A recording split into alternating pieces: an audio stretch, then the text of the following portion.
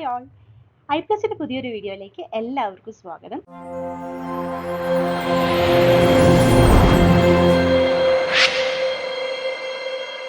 ഇന്ന് നമ്മൾ ഡിസ്കസ് ചെയ്യാൻ പോകുന്നത് PYQ ഡിസ്കഷൻ സീരീസിന്റെ ഭാഗമായിട്ടുള്ള നെറ്റ് സൈക്കോളജി കുറച്ച് ക്വസ്റ്റ്യൻസ് ആണ്. So let's move on to the video. So the first question is, which of the following is correct about the result of Milgram study? Option A, in the real world, most people will refuse to follow orders to inflict harm on a stranger. Option B, many people will obey an authority figure even if innocent people get hurt. Option C, most people are willing to give obviously wrong answers when ordered to do so. Option D, most people stick to their own judgment even when group members unanimously disagree. ഏതായിരിക്കും അത് correct answer? The correct answer is option B. Many people will obey an authority figure even if innocent people get hurt. അപ്പോൾ ഈ option എങ്ങനെയാണ് correct answer ആയത്? So മിൽഗ്രാമിൻ്റെ study എന്ന് പറയുന്നത് അപ്പം തന്നെ നമുക്ക് മനസ്സിലാക്കാമല്ലേ, ഇത് സോഷ്യൽ സൈക്കോളജിയുടെ ഭാഗമായിട്ടുള്ള സ്റ്റഡി ഓൺ ഒബീഡിയൻസ് ആണ് അല്ലേ. അപ്പോൾ ഈ ഒരു പെർട്ടിക്കുലർ സ്റ്റഡിയിൽ എന്താണ് കണ്ടത്? Actually major results was that എത്രത്തോളം അപ്പുറത്തിരിക്കുന്ന ആൾ ഹേർട്ട് ആയാലും if we have some authority orders to do a particular thing, we tend to inflict pain എന്നുള്ളതാണ് major result of the study. Around 65% of the participants were actually involved in giving the highest possible shock to the other person. Actually ഈ ഒരു particular studyയിൽ അപ്പുറത്തിരിക്കുന്ന ആൾക്ക് shock ഒന്നും കിട്ടുന്നൊന്നുമില്ല. The learner, there was a learner and a teacher, right? So the teacher was the actual participant and learner was actually a confederate അല്ലെങ്കിൽ researcher-ന്റെ ഒരു ഫ്രണ്ടായിരുന്നു. So അതുകൊണ്ട് തന്നെ but ഈ ഒരു ഫ്രണ്ട് ആയിരുന്ന കാര്യം പാർട്ടിസിപ്പൻസിന് അറിയുകയില്ല. So but the major thing here was that even when they heard, the participants who are the teachers here heard a lot of cry from the other person because of the shocks applied. Even then അവർ ആ shock കൊടുക്കുന്ന പരിപാടി നിർത്തിയതേ ഇല്ല, because they got some kind of a order from the authority person എന്നുള്ളതാണ് ഇതിലൊക്കെ major premises എന്ന് പറയുന്നത് അല്ലേ. So ഇതിനകത്ത് നമുക്ക് നോക്കാൻ പറ്റുന്ന ഒരു കാര്യം എന്ന് വെച്ച് കഴിഞ്ഞാൽ, മേജർലി നിങ്ങൾ അറിഞ്ഞിരിക്കേണ്ട ഒരു കാര്യം, സ്റ്റാൻലി മില്ലറിന്റെ obedience study was majorly done in 1963 and it was instructed by an authority figure. അതായത് എക്സ്പെരിമെൻ്റ് എന്ന് പറയുന്ന ഒരു അതോറിറ്റി ഫിഗറിൽ നിന്ന് വരുന്ന കമാൻഡുകളൊക്കെ പാർട്ടിസിപ്പൻറ്റ് ക്യാരി ഓൺ ചെയ്യുകയായിരുന്നു. That was the rational behind this particular obedience study. So ഈ ഒരു പെർട്ടിക്കുലർ സ്റ്റഡിയിൽ നിന്ന് മനസ്സിലായ ഒരു കാര്യം എന്ന് വെച്ച് കഴിഞ്ഞാൽ, ഒന്നാമത്തെ major important point is agentic state. When we are under someone, when we feel that we are obeying someone's commands, we have a sense of agentic state where we feel ourselves as an instrument. നമ്മൾ വെറും ഒരു instrument ആണ്, അല്ലാതെ we are no longer responsible for the choices made. It's because of the orders that I received, I did a particular thing എന്നുള്ളത് തന്നെയാണ് agentic state എന്ന് പറയുന്നത്. So obedience എന്ന് പറയുന്നത് results in something called an agentic state. അതുപോലെ തന്നെ legitimacy of authority, meaning that ഇപ്പം നമ്മളൊരു എങ്ങനെയാണ് ഒരു പേഴ്സണിനെ നമ്മൾ ഒബേ ചെയ്യുക? If we find that person is knowledgeable, if we find that particular person is legitimate, എന്തെങ്കിലും തരത്തിലുള്ള സിമ്പിൾസോ, ഫോർ എക്സാമ്പിൾ കോട്ട് പോലത്തെ സാധനങ്ങളോ ബാഡ്ജ് പോലത്തെ സാധനങ്ങളോ ഉണ്ടെങ്കിൽ, സോ ആക്ച്വലി ആ ഒരു പെർട്ടിക്കുലർ അതോറിറ്റി ഫിഗറിനോട് നമുക്കൊരു കൈൻഡ് ഓഫ് ഒബീഡിയൻസ് കാണിക്കാനുള്ള ടെൻഡൻസി ഉണ്ട്. സോ ലെജിറ്റിമിറ്റി ഓഫ് അതോറിറ്റിയുടെ ബേസിൽ നമ്മൾ ഒബീഡിയൻസ് കാണിക്കും. അതുപോലെ തന്നെ ഗ്രാജുവൽ കമ്മിറ്റ്മെൻറ്റ്, അതായത് നമ്മൾ മിൽഗ്രാമിൻ്റെ സ്റ്റഡിയിൽ നോക്കുകയാണെന്നുണ്ടെങ്കിൽ, through out the study the learner made certain errors. Throughout the study, learner made errors, but the participant who is actually the teacher here, whenever the learner made an error, had to give certain shocks, and each shock in the intensity was in a gradual sense of progression. അതായത് ചെറിയ ഷോക്കിൽ നിന്ന് വലിയ ഷോക്കുകൾ administer ചെയ്യുന്ന രീതിയിൽ വരെ ആ കാര്യങ്ങളൊക്കെ പോയിരുന്നു. സോ അതിനെയാണ് ഗ്രാജുവൽ കമ്മിറ്റ്മെൻറ്റ് എന്ന് പറയുന്നത്. അതായത് when obedience increases when task escalate slowly. ചെറിയ ഒബീഡിയൻസ് സ്റ്റേറ്റിൽ നിന്ന് വലിയ ഒബീഡിയൻസ് ഗോൾസിലേക്ക് എത്തുമ്പോഴാണ് കൂടുതൽ ഗ്രാജുവൽ കമ്മിറ്റ്മെൻറ്റ് ഉണ്ടാവുകയും അത് ഒബീഡിയൻസിലേക്ക് ലീഡ് ചെയ്യാനുള്ള സാധ്യതയുള്ളത്. And then one more factor we have to remember about this particular study is something called situational factors. അതായത് എത്രത്തോളം ക്ലോസ് ആണ് നമ്മൾ വിക്റ്റിമായിട്ട്, എത്രത്തോളം ആ ഒരു പെർട്ടിക്കുലർ സ്റ്റഡിയിൽ നിന്ന് ഡീവിയേറ്റ് ചെയ്യുന്ന ആൾക്കാരാണ്. അതിനെയാണ് ഡിസെൻഡിങ് പിയേഴ്സ് എന്ന് പറയുന്നത്. അതായത് ചെയ്യാതിരിക്കുന്ന, റിബൽ ചെയ്യുന്ന ആൾക്കാരുണ്ട്. അതുപോലെ തന്നെ ആ ഒരു സെറ്റിംഗ്, ഒരു പ്രസ്റ്റീജിയസ് ഇൻസ്റ്റിറ്റ്യൂഷനിലാണോ ഈ പെർട്ടിക്കുലർ എക്സ്പെരിമെൻറ്റ് നടക്കുന്നത്, അല്ലെങ്കിൽ ഒബീഡിയൻസ് നടക്കുന്നത്, ഇതൊക്കെ ഒരു മേജർ ഫാക്ടേഴ്സ് ആണ് that results in certain kind of obedience ആണ്. So Majorly through this particular study we understood how people tend to obey others, what is the mechanism of even something called destructive obedience in general. So this is the need that അതുകൊണ്ടാണ് നമ്മൾ ഈ ഒരു ആൻസറിലേക്ക് വന്നത്. So I hope it's clear. The next question is, which of the following definitions is not correct according to Gestalt therapy? The options include introjection refers to the internalized rules governing our thoughts, feelings and behavior which we observe from parental and other influences from childhood onwards. Option B, retroflexion refers to the process whereby we do to ourselves what we like to do to someone else. Option C, confluence refers to the style of reacting to other people which is based on the absence of conflict and a conviction that everyone should be in agreement. Option D, deflection refers to the process of attributing aspects of ourselves to other people. ഇതിനകത്ത് ഏതായിരിക്കും correct answer? The correct answer is option D, which includes deflection refers to the process of attributing aspects of other people, of ourselves to other people. ഈ ഒരു particular definition deflection എന്ന് പറയുന്നത് ഇതല്ല, ഈ ഒരു particular explanation അല്ല, but this എക്സ്പ്ലനേഷൻ്റെ answer is actually projection. Okay, so will see what these all are. Okay, so actually within Gestalt therapy, it's a very wonderful therapy. It's an experiential therapy which talks about how the whole is important than the sum of its parts. അപ്പം ആ ഒരു particular ഇൻഡിവിജ്വലിനെ treat ചെയ്യുന്നത് in A holistic sense ആണ്, rather than looking on to the specific diagnosed pathology and so on. So actually within the Gestalt therapy there are certain lot of different techniques and a lot of different major aspects under which we need to be aware of. And the one major aspect is contact, the process of interacting with environment while maintaining a sense of self. അതായത് നമ്മൾ environment ആയിട്ട് interact ചെയ്യുകയും അതേ സമയത്ത് ഒരു independent sense of സെൽഫിനെയും എടുക്കുന്ന ഒരു ഹെൽത്തി ഫങ്ഷനിങ്, ഒരു ഹെൽത്തി പ്രോസസ്സിനെയാണ് കോണ്ടാക്ട് എന്ന് പറയുന്നത്. But often we might not be able to actually produce and adaptive contact. അന്നേരമാണ് actually lot of psychological disturbances ഉണ്ടാകുന്നത് എന്നാണ് Gestalt തെറപ്പിയുടെ മേജർ ആയിട്ടുള്ള എംഫസിസ് എന്ന് പറയുന്നത്. സോ റെസിസ്റ്റൻസ് ടു കോണ്ടാക്ട് സംഭവിക്കാം, വേറെ there are lot of defence mechanism that prevent us from having a separate sense of self from the environment. Okay, so there are different type of contact boundary disturbances that may happen. One is introjection, അതായത് മറ്റുള്ളവർ പറയുന്ന കാര്യം, especially നമ്മൾ parental ഇൻഫ്ലുവൻസിൽ നിന്നോ അല്ലെങ്കിൽ മറ്റ് significant അതേഴ്സിൽ നിന്നോ അവരുടെ അതേ വാല്യൂസും ബിലീഫ് സിസ്റ്റവും ഒരു തരത്തിലുള്ള ജഡ്ജ്മെന്റ് ഇല്ലാതെ, ഒരു തരത്തിലുള്ള ക്രിട്ടിക്കൽ അനാലിസിസ് ഇല്ലാതെ അതുപോലെ തന്നെ സ്വീകരിക്കുന്ന ഒരു പെർട്ടിക്കുലർ പ്രോസസ്സിനെയാണ് ഇൻട്രോജെക്ഷൻ എന്ന് പറയുക. അത് നമ്മുടെ ഒരു ഭാഗമായി മാറുക. സോ അവിടെ ഒരു സെൻസ് ഓഫ് സെൽഫോ എൻവയറമെന്റൽ പ്രോസസ്സിൻ്റെ ഒരു ഡിഫറൻസിയേഷനോ ഇല്ല. The second process is called projection. ഇതാണ് ആക്ച്വലി നമ്മുടെ ആ ഒരു പെർട്ടിക്കുലർ ഓപ്ഷൻ്റെ കറക്റ്റ് ആയിട്ടുള്ള ആൻസർ എന്ന് പറയുന്നത്. അത് പ്രൊജക്ഷൻ ആണ്, wherein we tend to attribute our own unacceptable feelings or traits onto other people. For example, telling എനിക്ക് നിന്നോട് ദേഷ്യം ഒന്നുമില്ല, പക്ഷെ നിനക്കാണ് എന്നോട് ദേഷ്യം എന്ന് പറയുന്നത് സത്യം പറഞ്ഞാൽ അത് പ്രൊജക്ഷൻ ആണ്.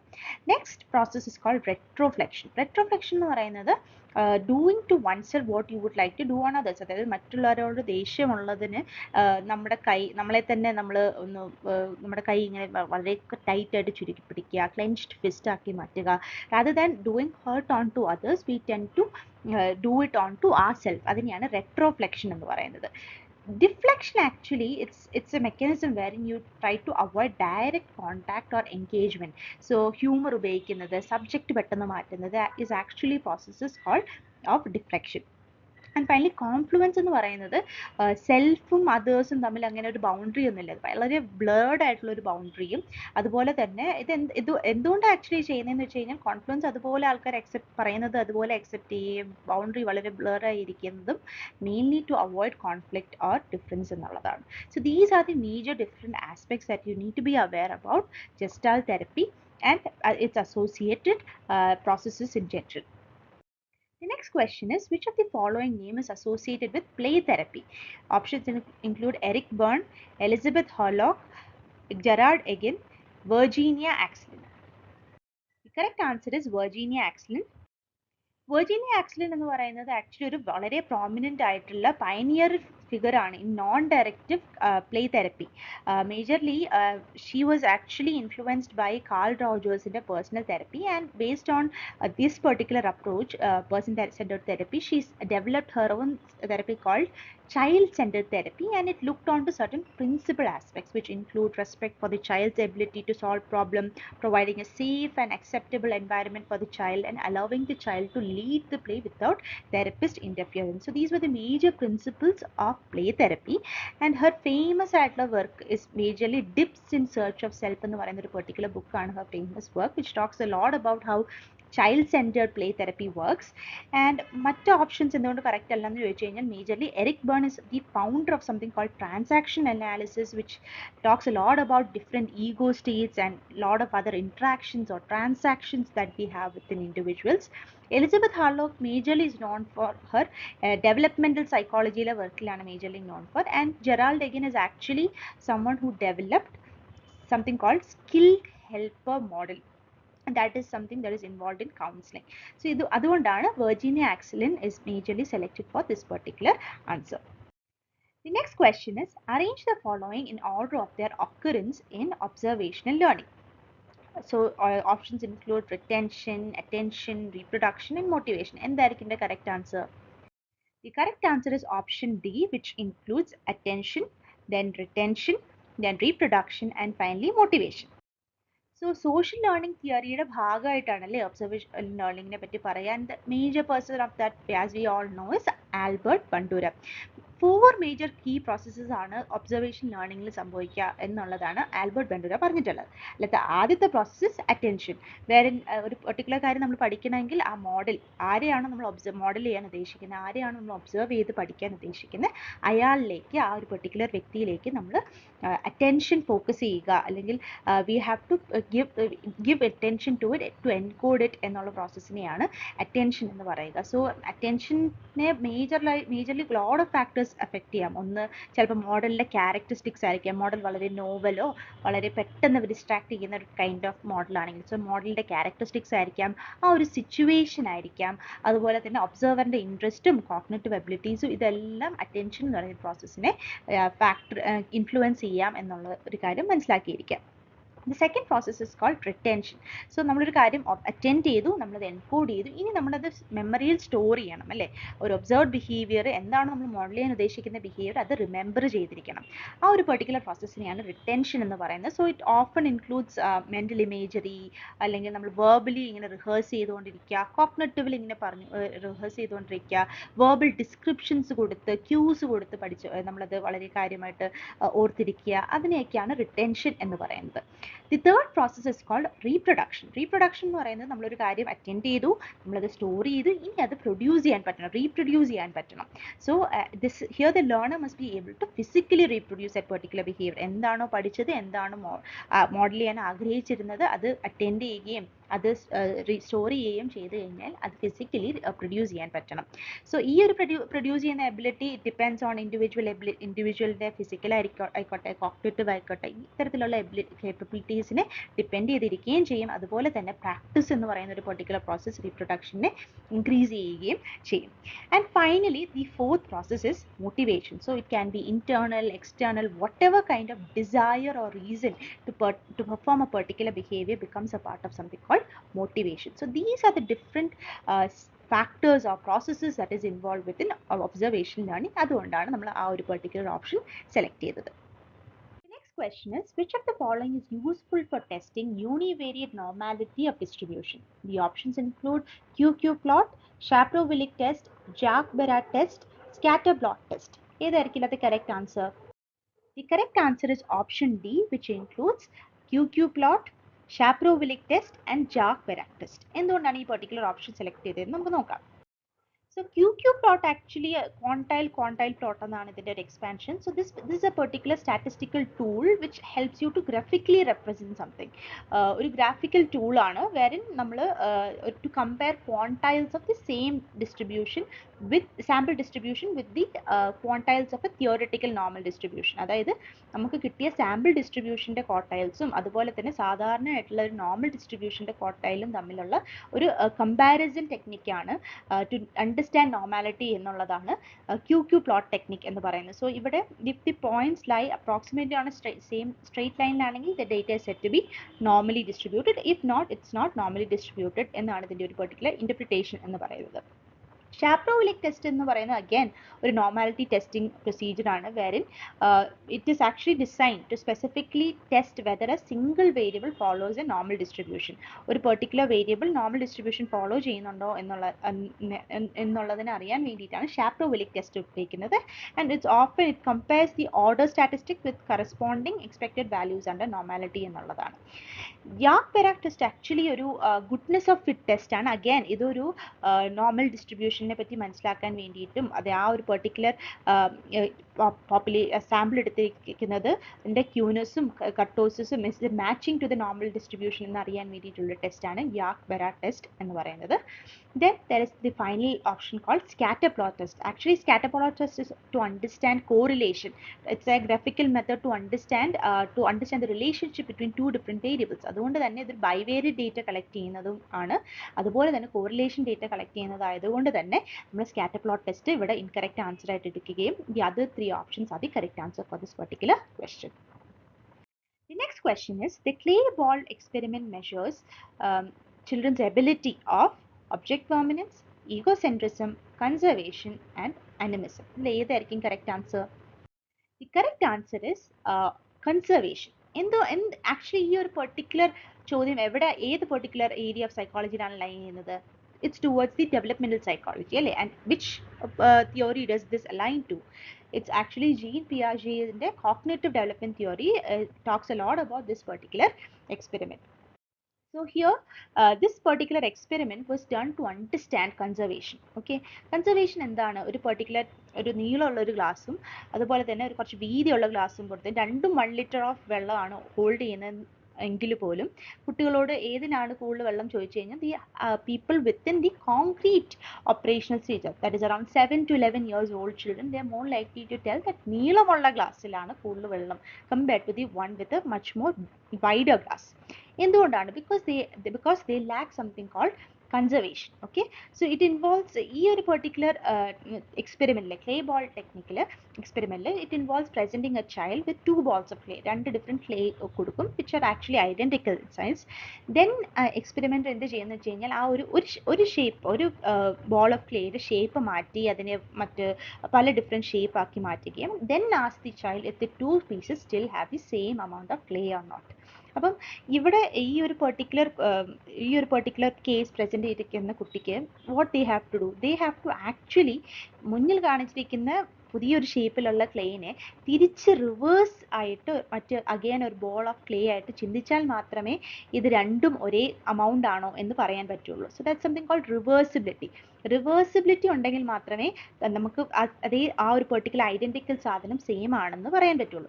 So that particular process is called conservation. Okay, understanding that certain physical properties of objects such as ഇപ്പം വോളിയം ആയിക്കോട്ടെ, മാസ്, നമ്പർ, ഇതൊക്കെ remain same even when their physical appearance change എന്നുള്ള ഒരു ഐഡിയനെയാണ് കൺസർവേഷൻ എന്ന് പറയുക. And it develops by the end of concrete operational stage they develops this particular cognitive process called conservation. The next question is, the Robbers Cave experiment by Sheriff showed the value of dash in reducing prejudice. Robbers Cave experiment majorly is all about social psychology ഒരു concept ആണ്. So which talks a lot about stereotypes, prejudice and discrimination. What is the aspect? അത് എന്തുകൊണ്ടാണ് അത്തരത്തിലുള്ള processes happen ചെയ്യുന്നത് എന്ന് മനസ്സിലാക്കാൻ വേണ്ടി നടത്തിയ ഒരു പെർട്ടിക്കുലർ എക്സ്പെരിമെന്റ് ആണ് robbers cave experiment by Muzafer Sherif. So ഈ ഒരു പെർട്ടിക്കുലർ ക്വസ്റ്റ്യനിൽ ഏതായിരിക്കും correct answer? Is it contact, superordinate goals, subordinate goals or stereotypes? ഏതായിരിക്കും അത് correct answer? The correct answer is superordinate goals. Okay, so Muzaffar Sharif in 1950s നടത്തിയ ഒരു particular experiment ആണ് robbers cave experiment. So ഈ ഒരു particular experiment is actually ഈ സ്റ്റീരിയോടൈപ്സിനെ പറ്റി നിങ്ങൾക്ക് അറിയാമായിരിക്കുമല്ലോ അല്ലെ. സ്റ്റീരിയോടൈപ്സ് എന്ന് പറയുന്നത് ഇപ്പം ആറ്റിറ്റ്യൂഡ്സ് എന്ന് പറയുന്ന ഒരു മേജർ ബ്രാഞ്ചിന്റെ ഒരു cognitive component, ABC components of ആറ്റിറ്റ്യൂഡിന്റെ കോഗ്നിറ്റീവ് കോമ്പണന്റ് ആണ്, ബിലീഫ് കോമ്പണന്റ് മോഡലാണ്. ദി കോഗ്നിറ്റീവ് കോമ്പണന്റിനെയാണ് സ്റ്റീരിയോടൈപ്സ് എന്ന് പറയുന്നത്. അപ്പോൾ സ്റ്റീരിയോടൈപ്സ് എങ്ങനെയാണ് ഡെവലപ്പ് ചെയ്യുന്നതെന്ന് കുറേ ഡിഫറെൻറ്റ് പെർസ്പെക്റ്റീവ്സും തിയറീസും ഉണ്ട്. സോ മേജർലി ഒരു എക്കണോമിക് പെർസ്പെക്റ്റീവ് പറയുന്ന ഒരു പെർട്ടിക്കുലർ ഒരു എക്സ്പെരിമെന്റ് ആണ് റോബേഴ്സ് കേവ് എക്സ്പെരിമെൻ്റ്. അതായത് റിസോഴ്സസിന് വേണ്ടിയിട്ട് ഒരു കോൺഫ്ലിക്റ്റ് ഉണ്ടാകുമ്പോൾ അല്ലെങ്കിൽ റിസോഴ്സിൻ്റെ സ്കേഴ്സിറ്റി ഉണ്ടാവുകയും രണ്ട് ഡിഫറെൻറ്റ് ഗ്രൂപ്പ്സിനും ലിമിറ്റഡ് റിസോഴ്സസ് ഉണ്ടാകുന്ന ഒരു പെർട്ടിക്കുലർ സമയത്ത് ഒരു സെറ്റ് ഓഫ് ഔട്ട് ഗ്രൂപ്പ് ബയസും ഇൻ ഗ്രൂപ്പ് ഫേവറിറ്റിസവും ഉണ്ടാകുന്ന ഒരു particular kind of economic perspective illustrate ചെയ്യുന്ന ഒരു പെർട്ടിക്കുലർ എക്സ്പെരിമെൻ്റ് ആണ് റോബേഴ്സ് കേവ് എക്സ്പെരിമെൻ്റ് എന്ന് പറയുന്നത്. സോ ഈ ഒരു പെർട്ടിക്കുലർ എക്സ്പെരിമെൻറ്റ് വളരെ ഇൻട്രസ്റ്റിംഗ് ആയിട്ടുള്ള എക്സ്പെരിമെൻ്റ് ഒന്ന് വായിച്ചു നോക്കുക. സോ ഈ ഒരു പെർട്ടിക്കുലർ എക്സ്പെരിമെൻറ്റിൽ it involved 2 different groups of 12-year-old boys. അപ്പം ഇവരൊരു ക്യാമ്പിന് വേണ്ടി വന്നിരുന്നതാണ്, ഒരു summer camp which was called the Robbers Cave Camp. അപ്പം these 2 different groups boys were randomly assigned to 2 different groups and ആദ്യം ഒരു ഇനീഷ്യൽ പീരീഡ് ഓഫ് ടൈമിൽ ഇവർ രണ്ടുപേരെയും 2 ഡിഫറെൻറ്റ് ഗ്രൂപ്പ്സിനെയും സെപ്പറേറ്റ് ആയിട്ടാണ് വെച്ചത്. After some time what actually happened is രണ്ട് different randomly ആയിട്ടുള്ള ഗ്രൂപ്പ്, രണ്ട് ഡിഫറെൻറ്റ് ഒരു മുൻപരിചയമില്ലാത്തൊരു ഗ്രൂപ്പ് ആണെങ്കിൽ പോലും after some time when they were kept, during the time when they were kept separately, each group was kept separately, it was seen that each of the group developed their own sense of a strong sense of in-group identity. അതായത് അവരുടെ group മാത്രം favour ചെയ്യുന്ന ഒരു strong sense of identity develop ചെയ്യുകയും and ഒരു set of hostility and competition to the other group develop ചെയ്യുകയും ചെയ്തു. Okay, so actually ഈ ബോയ്സിന് നേരത്തെ ഒരു മുൻപരിചയവും ഇല്ല, ഒരു തരത്തിലുള്ള എന്തൊരു കോണ്ടാക്ട് നേരത്തെ ഉണ്ടായിട്ടില്ല. പക്ഷെ ആ ഒരു ഇനീഷ്യൽ സെപ്പറേഷൻ പീരിയഡിൽ ഒരു sense of group identity develop ചെയ്യുകയും ഒരു sense of hostility and competition to the other group ഉണ്ടാവുകയും ചെയ്തു. സോ അതിൽ കുറേ ആക്ടിവിറ്റീസ് ചെയ്യിപ്പിക്കുകയും and then all these activities, all these experimental procedures actually led to the conclusion that limited resources ഉണ്ടെങ്കിൽ ഒരു set of സ്റ്റീരിയോടൈപ്പും prejudice ഒക്കെ evolve ചെയ്യാനുള്ള സാധ്യത വളരെ കൂടുതലാണ്. So to reduce the prejudice, to reduce the set of stereotypes within people, Sharif actually introduce a particular concept called superordinate goals. അതായത് ഈ ഗോൾസിൻ്റെ പ്രത്യേകത എന്ന് പറയുന്നത് രണ്ട് ഗ്രൂപ്പുകാരും ഒരുമിച്ച് കോപ്പറേറ്റ് ചെയ്താൽ മാത്രമേ ഇത്തരത്തിലുള്ള ഗോൾസ് അച്ചീവ് ചെയ്യാൻ പറ്റിയിരുന്നുള്ളൂ. അതിനെയാണ് സൂപ്പർ ഓർഡിനേറ്റ് ഗോൾസ് എന്ന് പറയുക. അപ്പം for example water supply problem fix ചെയ്യുന്ന ആയിക്കോട്ടെ, അല്ലെങ്കിൽ ഒരു സ്ട്രക്കായിട്ടുള്ള ഒരു ട്രക്ക് പുള്ളി ചെയ്യുന്നതായിക്കോട്ടെ, ഇത് രണ്ടും നടക്കണമെങ്കിൽ രണ്ട് ഗ്രൂപ്പ്സുകാരും ഒരേപോലെ വിചാരിക്കണമായിരുന്നു. അതിൽ അപ്പം what happened is A sense of contact ഉണ്ടാവുകയും മറ്റ് ഗ്രൂപ്പിൽ നിന്ന് prejudiceകൾ കുറയുകയും സ്റ്റീരിയോടൈപ്പ് കുറയുകയും ചെയ്തു. So it was the introduction of superordinate goals, or goals that required the cooperation of both the two groups, actually reduced a sense of hostility towards the out group. So that is why in this particular option നമ്മൾ superordinate goals എടുത്തത്. Subordinate goals, actually we didn't take that particular option because that option talked a lot about how goals that were lesser in importance than the major goal was taken. So അതുകൊണ്ട് that didn't actually give any kind of cooperation between two groups.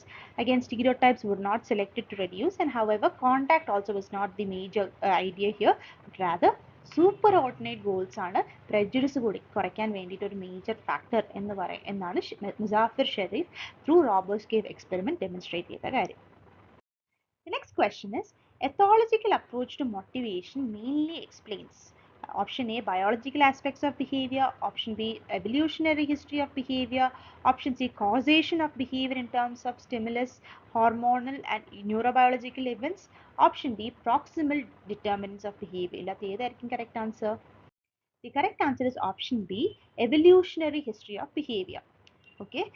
So ethology എന്ന് പറയുന്ന ഒരു study of animal behaviour ആണ്, especially in natural setting. അതായത് ആനിമൽസിൻ്റെ including human ബീയിങ്സിൻ്റെ, majorly ആനിമൽസിൻ്റെ ഇനീറ്റ് ആയിട്ടുള്ള വളരെ ഇൻസ്റ്റിങ്ക്റ്റീവ് ആയിട്ടുള്ള behaviours എങ്ങനെയാണ് വർഷങ്ങളോളം ഇവോൾവ് ചെയ്ത് വന്നത് എന്ന് മനസ്സിലാക്കാൻ വേണ്ടി ഒരു സ്റ്റഡിയാണ് ethology. And why is it psychologically significant? Because നമുക്കിപ്പോൾ ഉള്ള ഏതൊരു ബിഹേവിയർ ആയിക്കോട്ടെ, ഏതൊരു പ്രോസസ്സ് ആയിക്കോട്ടെ, it has been evolved since the time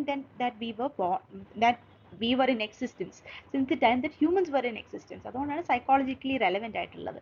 so ഈ ഒരു particular studies how behaviors have been shaped by natural selection. Natural selection എന്താണെന്ന് നിങ്ങൾക്ക് അറിയാമായിരിക്കുമല്ലോ. സോ നാച്ചുറൽ സെലക്ഷൻ വഴി എങ്ങനെയാണ് ബിഹേവിയേഴ്സ് ഷേപ്പ് ആവുക, എങ്ങനെയാണ് ഇത്തരത്തിലുള്ള ബിഹേവിയേഴ്സ് നമ്മുടെ സർവൈവലിനെയും റീപ്രൊഡക്ഷനെയും എഫക്റ്റ് ചെയ്തത്, അതെങ്ങനെയാണ് എവോൾവ് ചെയ്തത് ഓവർ ടൈം എന്ന് മനസ്സിലാക്കുന്ന ഒരു പെർട്ടിക്കുലർ സ്റ്റഡിയാണ് ethology. So in this particular question നമ്മൾ ബയോളജിക്കൽ ആസ്പെക്ട്സ് ഓഫ് ബിഹേവിയർ നമുക്ക് തിരഞ്ഞെടുക്കാൻ പറ്റില്ല, because it's partly true but it's too broad. അതുകൊണ്ട് തന്നെ നമുക്ക് ആ ഒരു പെർട്ടിക്കുലർ ഓപ്ഷൻ തിരഞ്ഞെടുക്കാൻ പറ്റില്ല.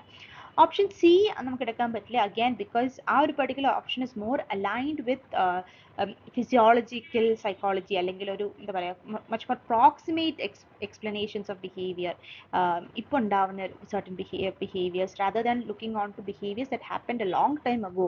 അതുകൊണ്ട് നമുക്ക് ആ ഒരു പെർട്ടിക്കുലർ ഓപ്ഷൻസ് ആ ഒരു ഓപ്ഷൻ എടുക്കാൻ പറ്റില്ല.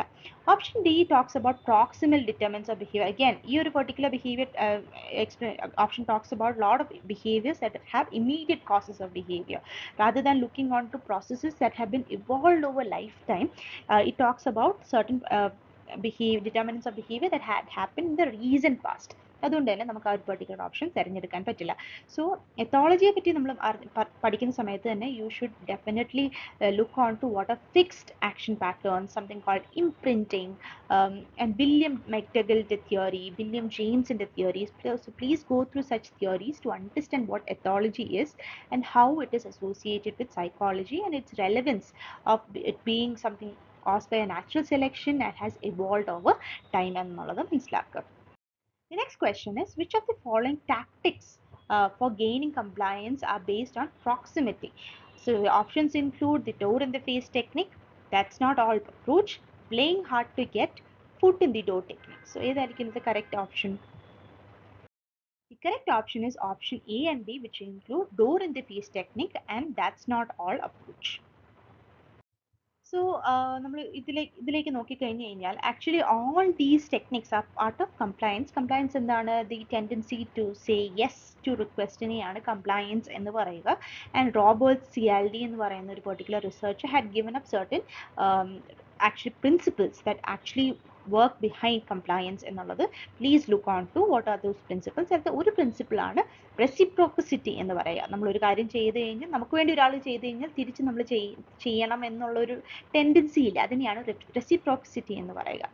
സോ ഈ ഒരു പെർട്ടിക്കുലർ ചോദ്യം ആൻസർ ചെയ്യണമെങ്കിൽ ഈ ഓൾ ടെക്നിക്സിൻ്റെ അർത്ഥം എന്താണെന്ന് മനസ്സിലാക്കണം അല്ലേ. So door in the face technique എന്ന് പറയുന്ന ഒരു പെർട്ടിക്കുലർ ടെക്നിക്കിൽ ഒരു ബിഗ്ഗർ റിക്വസ്റ്റ് നമ്മുടെ മുന്നിൽ വെക്കുകയും നമ്മളത് റിജക്റ്റ് ചെയ്തതിന് ശേഷം ഒരു സ്മോളർ റിക്വസ്റ്റ് കൊടുത്തു കഴിഞ്ഞാൽ നമ്മൾ ആ സ്മോളർ റിക്വസ്റ്റിനെ അക്സെപ്റ്റ് ചെയ്യുന്ന ഒരു പെർട്ടിക്കുലർ പ്രൊസീജിയറിനെയാണ് door in the face technique എന്ന് പറയുന്നത്. സോ ഒരു സെൻസ് ഓഫ് ബിഗ്ഗർ റിക്വസ്റ്റ് നമ്മൾ റിജക്റ്റ് ചെയ്തൊരു സെൻസ് ഓഫ് ഗിൽറ്റ് ഉണ്ടാക്കുമല്ലോ നമ്മുടെ ഉള്ളിൽ. അത് കാരണം സ്മോളർ റിക്വസ്റ്റ് അക്സെപ്റ്റ് ചെയ്യാനുള്ള ടെൻഡൻസി ഉണ്ടാകും എന്നാണ് door in the face technique എന്ന് പറയുന്നത്. സോ ഈ ടെക്നിക്സ് ഒക്കെ നമുക്ക് നമ്മുടെ സെയിൽസ് പേഴ്സൺസിൽ നിന്നും അല്ലെങ്കിൽ മാർക്കറ്റിംഗ് സ്ട്രാറ്റജീസിലൊക്കെ മോസ്റ്റ് ഓപ്പൺ യൂസ് ചെയ്തിരിക്കുന്ന ടെക്നിക്കാണ്. So majorly actually the intended request, അതായത് ശരിക്കും സാധിക്കാൻ വേണ്ടിയിട്ട് ഉണ്ടായിരുന്ന റിക്വസ്റ്റ് എന്ന് പറയുന്നത് സ്മോളർ റിക്വസ്റ്റ് ആണ്. പക്ഷേ സ്മോളർ റിക്വസ്റ്റ് കൊടുക്കുന്നതിന് മുൻപായിട്ട് ബിഗ്ഗർ റിക്വസ്റ്റ് കൊടുത്തതുകൊണ്ട് തന്നെ ആ സ്മോളർ റിക്വസ്റ്റ് ഒരു കൺസെഷൻ പോലെയും നമുക്ക് വേണ്ടി എന്തോ മറ്റേ ആൾ നമുക്ക് വേണ്ടി എന്തോ ചെയ്തതുപോലെ നമുക്ക് തോന്നുന്നത് കൊണ്ട് തന്നെ we have A sense of reciprocity. അതായത് അത് ആ ഒരു പെർട്ടിക്കുലർ റിക്വസ്റ്റിനോട് യെസ് പറയാൻ വേണ്ടിയിട്ട് തോന്നുന്ന ഒരു പെർട്ടിക്കുലർ ടെക്നിക്കിനെയാണ് door in the face technique എന്ന് പറയുന്നത്. The second technique is called that's not all approach. അതായത് ഇനീഷ്യലി ഒരു ഓഫർ വളരെ ഹൈ പ്രൈസ്ഡ് ആയിട്ടുള്ള ഓഫറിലേക്ക് മുന്നിൽ വയ്ക്കുകയും ആ ഒരു പെർട്ടിക്കുലർ പേഴ്സൺ റെസ്പോണ്ട് ചെയ്യുന്നതിന് മുൻപ് തന്നെ അഡീഷണൽ ബെനിഫിറ്റ്സ് ഉണ്ടെന്ന് പറഞ്ഞ് മനസ്സിലാക്കുന്ന ഒരു പെർട്ടിക്കുലർ ടെക്നിക്കിനെയാണ് ദാറ്റ്സ് നോട്ട് ഓൾ ടെക്നിക്ക്. അതായത് മേടിക്കാൻ വരട്ടെ, ഇനിയും കാര്യങ്ങളുണ്ട്, ഇനിയും കാര്യങ്ങൾ അഡീഷണൽ ആയിട്ട് ബെനിഫിറ്റ്സ് ഉണ്ട് ഇതിന് വേണ്ടിയിട്ട്, അല്ലെങ്കിൽ നോ പറയാൻ വരട്ടെ, ഇനിയും അഡീഷണൽ ബെനിഫിറ്റ്സ് ഉണ്ട് ഈ ഒരു പെർട്ടിക്കുലർ സെയിലിന് എന്ന് ഉപയോഗിക്കുന്ന ഒരു പെർട്ടിക്കുലർ ടെക്നിക്കിനെയാണ് ദാറ്റ്സ് നോട്ട് ഓൾ അപ്രോച്ച് എന്ന് പറയുന്നത്. So this is again based on reciprocity. കാരണം ഒരു അഡീഷണൽ ഗിഫ്റ്റ് നമുക്ക് ആ ഒരു പെർട്ടിക്കുലർ സെയിൽസ് ടീമോ പെർട്ടിക്കുലർ ഷോപ്പോ നമുക്ക് തരുന്നത് കൊണ്ട് തന്നെ നമ്മുടെ ഒരു തിരിച്ചൊരു മര്യാദ കാണിക്കണമല്ലോ എന്നുള്ളൊരു ടെക്നിക്ക്, ഒരു സെൻസ് വരുന്ന ഒരു പെർട്ടിക്കുലർ പ്രോസസ്സിനെയാണ് ദാറ്റ്സ് നോട്ട് ഓൾ അപ്രോച്ച് എന്ന് പറയുന്നത്. The third option was playing hard to get. അതായത് ഇത് യൂഷ്വലി റൊമാൻറ്റിക് റിലേഷൻഷിപ്സിലൊക്കെ കാണുന്ന ഒരു പെർട്ടിക്കുലർ പ്രൊസീജിയറാണ്. വേറിൻ ഒരു സ്കേർസിറ്റി ഉണ്ടെന്ന് ഒരു ഇല്യൂഷൻ ഉണ്ടാക്കിയെടുക്കുക. അതായത് നടക്കില്ല റിലേഷൻഷിപ്പിലാവില്ല എന്ന് വിചാരിച്ച് ആൻഡ് ദെൻ ആക്ച്വലി റിലേഷൻഷിപ്പിലാവാൻ താല്പര്യമുണ്ട്, but playing hard to get, അതായത് എന്നെ ഇതിനൊന്നും കിട്ടില്ല, I will not fall easily in to relationships എന്ന് കാണിക്കുന്ന ഒരു ഇല്യൂഷനെയാണ് പ്ലേയിങ് ഹാർഡ് ടു ഗെറ്റ് എന്ന് പറയുന്നത്. So it creates a sense of scarcity by making something to seem rare or difficult to obtain. വളരെ പാടാണ് അതൊന്ന് കിട്ടാൻ വേണ്ടിയിട്ട് എന്ന് കാണിക്കുന്ന ഒരു കൈൻഡ് ഓഫ് ഇല്യൂഷനെയാണ് പ്ലേയിങ് ഹാർഡ് ടു ഗെറ്റ് എന്ന് പറയുന്നത്. And again this is not based on reciprocity, it's based on a particular principle within compliance called scarcity എന്ന് പറയും. The fourth option was foot in the door technique. But foot in the door technique is it's just the opposite of door in the face technique. Here, smaller request in this തുടങ്ങി larger request-ലേക്ക് പോകുന്ന ഒരു particular kind of technique-യാണ് foot in the door technique എന്ന് പറയുന്നത്. അതായത് smaller request accept ആയതിനു ശേഷം പിന്നെ gradually larger request-ലേക്ക് പോകുന്ന ഒരു particular process-നെയാണ് foot in the door technique എന്ന് പറയുക. And again, ഇത് reciprocity-യുടെ ബേസിലല്ല, but another principle called consistency-യുടെ ബേസിലാണ്. wherein നമുക്ക് inconsistent ആവാൻ താല്പര്യമില്ല. അതായത് നമ്മൾ smaller request accept ചെയ്തതുകൊണ്ട് തന്നെ which looked a particular good behavior, larger request accept ചെയ്യണമല്ലോ, because എന്നാലേ നമ്മൾ consistent ആവുള്ളല്ലോ നമ്മുടെ ഒരു particular behavior എന്നുള്ള പ്രിൻസിപ്പിളിന്റെ അടിസ്ഥാനത്തിലുള്ള ടെക്നിക്കിനെയാണ് foot in the door technique എന്ന് പറയുന്നത്. So the intended behavior was actually the larger request കിട്ടണം എന്നുള്ളതാണ് ഇതിന്റെ മെയിൻ ഉദ്ദേശം എന്ന് പറയുന്നത്. പക്ഷേ larger requestലേക്ക് എത്താൻ വേണ്ടിയിട്ട് smaller requestകൾ കൊടുക്കുകയും എന്നിട്ട് larger request സാധിച്ചെടുക്കുന്ന ഒരു particular processനെയാണ് foot in the door technique എന്ന് പറയുന്നത്. Question for today is, which of the following are involved in decreased food intake and weight loss? The options include insulin, leptin, cholecystokinin, orexin. ഏതായിരിക്കും the correct answer? The correct answers are A, B, C, which includes leptin, insulin and cholecystokinin. എന്തുകൊണ്ടാണ് നമുക്ക് നോക്കാം. So actually ഓരോ ഹോർമോണുകളെയും നമ്മൾ മനസ്സിലാക്കുക, ഓരോ പെപ്റ്റൈഡുകളെയും മനസ്സിലാക്കണമെങ്കിൽ അതിൻ്റെ സോഴ്സ് മനസ്സിലാക്കുക, അതുപോലെ തന്നെ അതിൻ്റെ എഫക്റ്റ് ഓൺ ഫുഡ് ഇൻടേക്ക് മനസ്സിലാക്കുക, അതായത് ആപ്പിറ്റൈറ്റ് ഇൻഡ്യൂസിങ് ആണോ സെറ്റൈറ്റി ഇൻഡ്യൂസിങ് ആണോ എന്ന് മനസ്സിലാക്കുക, അതുപോലെ തന്നെ അതിൻ്റെ റോൾ ഇൻ വെയിറ്റ് റെഗുലേഷനും മനസ്സിലാക്കുക. സോ ഇൻസുലിൻ എന്ന് പറയുന്നത് പാൻക്രിയാസിൽ നിന്ന് പ്രൊഡ്യൂസ് ചെയ്യുന്ന ഒരു പെർട്ടിക്കുലർ കൈൻഡ് ഓഫ് ഹോർമോണാണ്. അത് മേജർലി നമ്മുടെ ബോഡിയിലുള്ള കാർബോഹൈഡ്രേറ്റ്സിനെ മെറ്റബോളൈസ് ചെയ്യാൻ സഹായിക്കുന്ന ഒരു പെർട്ടിക്കുലർ ഹോർമോണാണ്. ആൻഡ് ഇറ്റ് ഈസ് ആപ്പിറ്റൈറ്റ് അല്ലെങ്കിൽ സെറ്റൈറ്റി ഇൻഡ്യൂസിങ്, ആപ്പിറ്റൈറ്റ് കുറയ്ക്കാനും സെറ്റൈറ്റി കൂട്ടാനും സെൻസ് ഓഫ് ഫുൾ കൂട്ടാൻ വേണ്ടിയിട്ടുള്ള ഒരു പെർട്ടിക്കുലർ ഹോർമോൺ ആണ് ഇൻസുലിൻ എന്ന് പറയുന്നത്. അതുകൊണ്ട് തന്നെ it promote satiety and energy storage. This next option is leptin. Leptin എന്ന് പറയുന്നത് ഫാറ്റ് സെൽസ് അല്ലെങ്കിൽ അഡിപ്പോസ് ടിഷ്യൂസിൽ നിന്നുണ്ടാവുന്ന ഒരു പെർട്ടിക്കുലർ കൈൻഡ് ഓഫ് ഹോർമോൺ ആണ്. അഗൈൻ ഈ ഒരു hormone is associated with decrease in appetite, അതായത് സെറ്റൈറ്റി ഇൻക്രീസിങ് ആയിട്ടുള്ള ഹോർമോൺ ആണ് ലെപ്റ്റിൻ എന്ന് പറയുന്നത്. സോ ലെപ്റ്റിൻ നമ്മുടെ ബോഡിയിൽ ഒരു എനർജി സഫിഷ്യൻസി സിഗ്നൽ ചെയ്യുന്ന ഒരു ഹോർമോൺ ആണ്, അതുപോലെ തന്നെ ഹങ്കർ റെഡ്യൂസ് ചെയ്യുന്ന ഒരു ഹോർമോൺ ആണ്. cholecystokinin actually it is produced by small intestine and it promotes again satiety and it is for the short term meal termination. And orexin എന്ന് പറയുന്ന ഒരു particular hormone is actually produced by hypothalamus which increases appetite and stimulates feeding and arousal. അതുകൊണ്ട് തന്നെ option A B C ആണ് ഈ ഒരു particular option ക്വസ്റ്റ്യൻ്റെ correct answer എന്ന് പറയുന്നത്. സോ ഇന്നത്തേക്ക് നമുക്ക് ഇവിടെ നിർത്താം. ഇനി എന്തെങ്കിലും ക്വസ്റ്റ്യൻസോ ഡൗട്ട്സോ ഉണ്ടെങ്കിൽ അത് get it clarified and each ക്വസ്റ്റ്യനെ ഒരു starting point to gather much more knowledge എന്നുള്ള രീതിയിൽ ഓപ്പർച്യൂണിറ്റീസ് ആയിട്ട് കാണുക. സോ നെക്സ്റ്റ് വീഡിയോയിൽ കാണുന്നവരെ താങ്ക് യു.